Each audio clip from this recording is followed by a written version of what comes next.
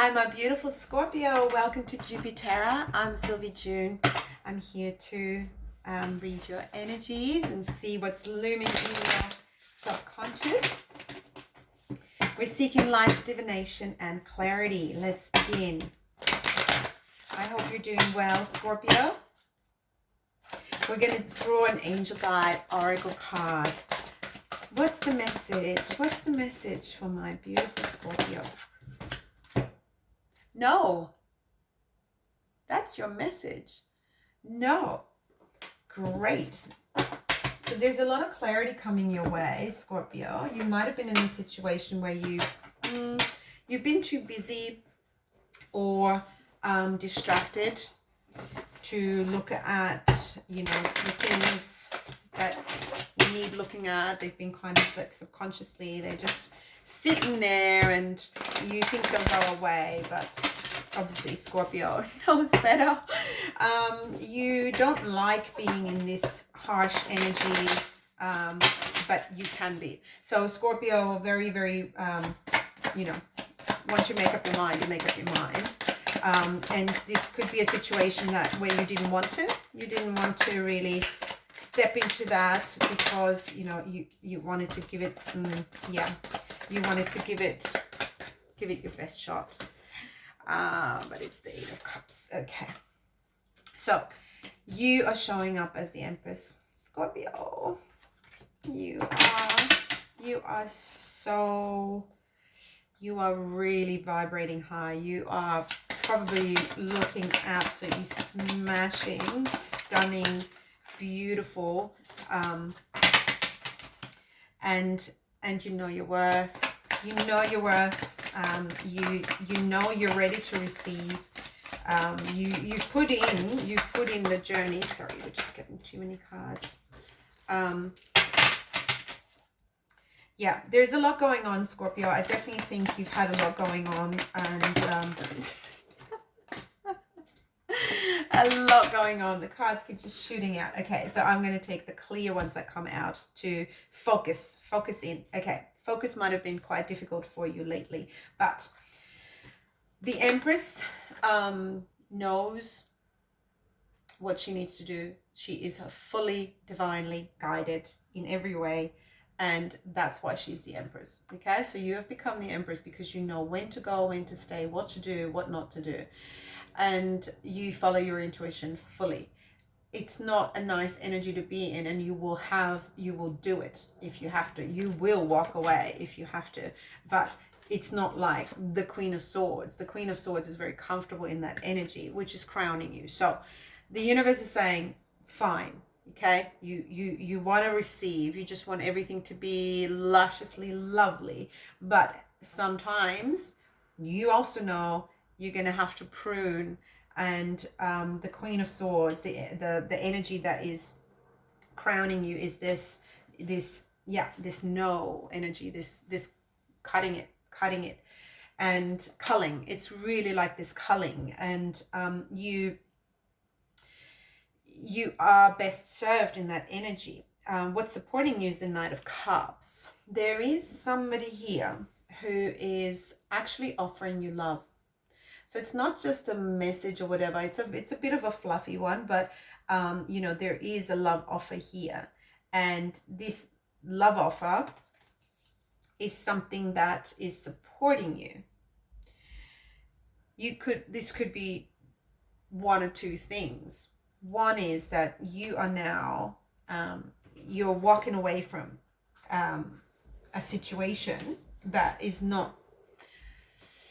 It could be a love situation, could be any work situation or family, but you're walking away from certain energies or certain behaviors in yourself that are no longer a match to you being in the receiving mode of high vibrations.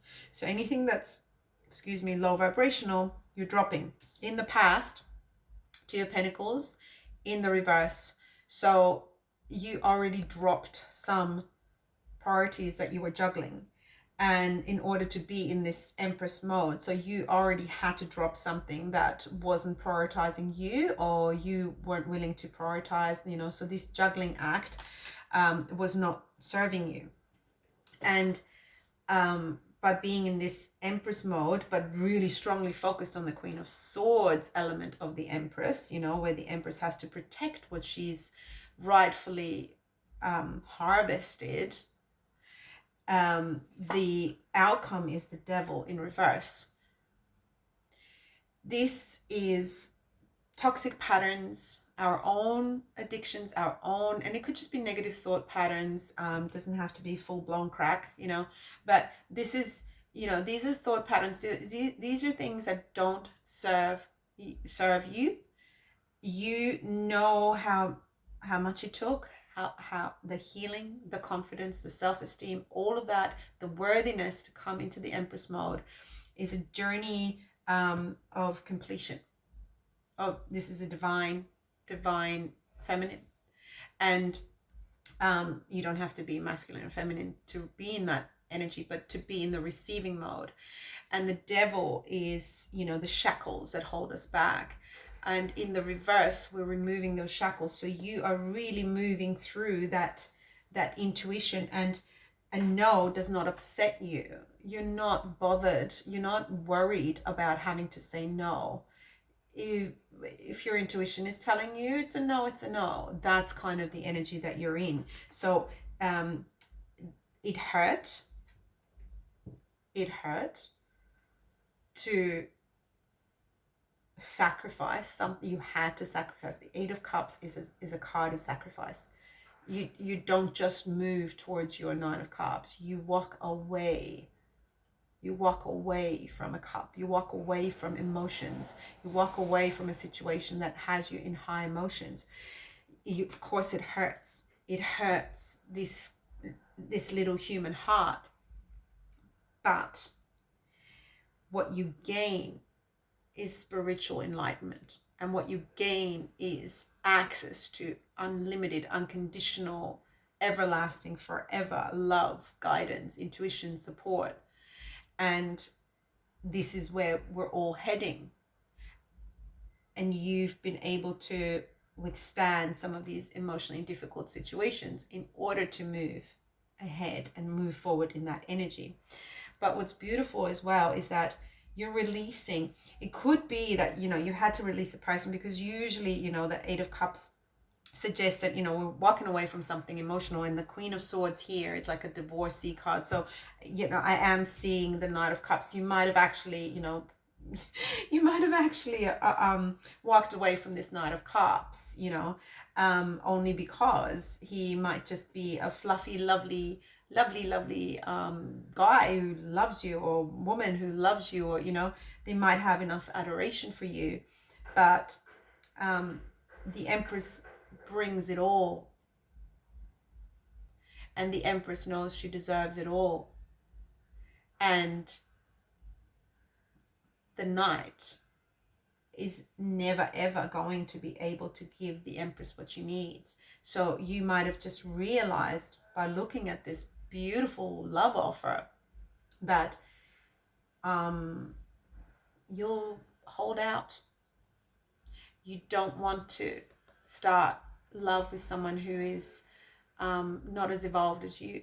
I don't mean beneath you. I just mean in that that connection, that spiritual connection, because a Knight will attach to the Empress. A Knight will attach to the Queen. A Knight will be their knight. They will do what they say. They will do what they ask, but they won't be an equal. So you're looking for a divine counterpart, which will be the Emperor. And that's someone who can actually, you know, rightfully match what you're worth. You know your self-worth, and you're not going to give that away lightly to a Knight. So this could just be a situation where there was nothing bad or wrong, or, you know, but you know your toxic pattern is now dispelled. And your toxic pattern could have been that you didn't see your worth. You've always been worthy, but you haven't seen it. And now that you see your worth, you are the Empress. There's no